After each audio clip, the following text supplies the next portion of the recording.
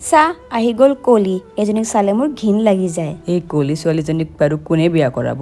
ৰুমালেৰে মুচিতে বগা হ'ব নোৱাৰ, অলপ ভালকে গা পা ধুবি। ৰ'দত নোলাবি, নহ'লে আৰু ক'লা হৈ যাবি।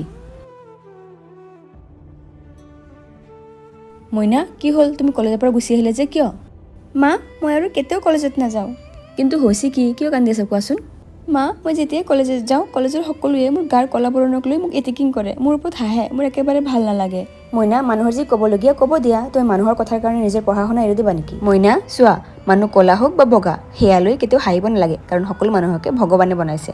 ভগৱানে যেতিয়া ক'লা বগাৰ মাজত পাৰ্থক্য নকৰে, তেন্তে এনেকুৱা মানুহবোৰ কোন হয় পাৰ্থক্য কৰিবলৈ? মইনা, যিসকলে তোমাৰ ক'লা বৰণক লৈ আজি হাঁহি আছে, এটেকিং কৰি আছে তোমাক, তুমি নিজৰ কাম আৰু দক্ষতাৰে সিহঁতক উত্তৰ দিবলৈ চেষ্টা কৰা। তুমি যদি তোমাক আমাৰ নজৰেৰে চোৱা, তেন্তে তুমি গম পাবা তুমি এই পৃথিৱীৰ সকলোতকৈ ধুনীয়া ছোৱালী হয়, কাৰণ তুমি তোমাৰ মা দেউতাৰ কাৰণে ৰাজকুমাৰী হয়। ভগৱানৰ সৃষ্ট সকলো মানুহ নিজৰ মাজত ধুনীয়া, সেয়ে কাৰো ৰূপ ৰং লৈ কাকো এটেকিং নকৰিব।